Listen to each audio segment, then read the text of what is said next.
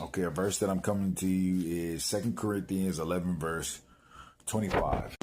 This is probably my favorite person in the Bible. As far as like the different people, of course, Jesus is top, but you know.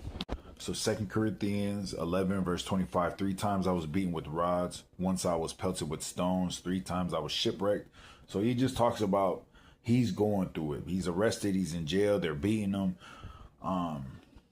That he can't trust anybody. He has nowhere to turn to.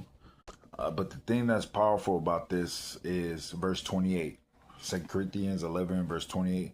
Besides everything else, I face daily the pressure of my concern for all the churches.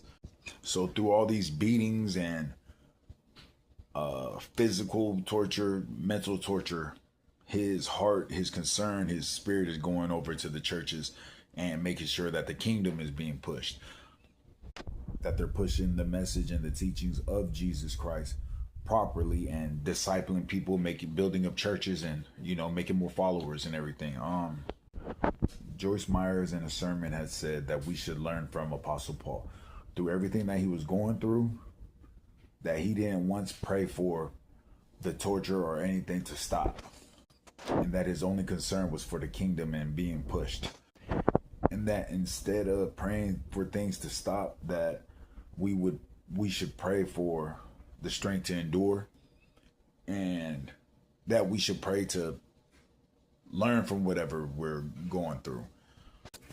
Dr. Charles Stanley also, he preaches about your response, a godly response.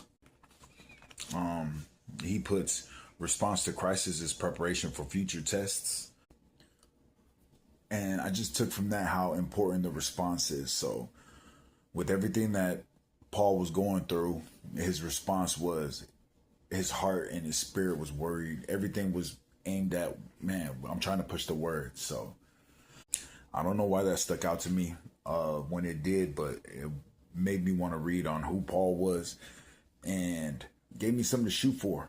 We're all going through something, and just like Joyce Meyer said, maybe we shouldn't pray that, you know, whatever we're going through ends, because it might not, you know. So we should just pray to God for the strength to endure, and that we have a sound mind to calm ourselves down and learn the lessons that we need to learn to prepare us for the future and whatever God has in store for us. So, all right, God bless. I'm out.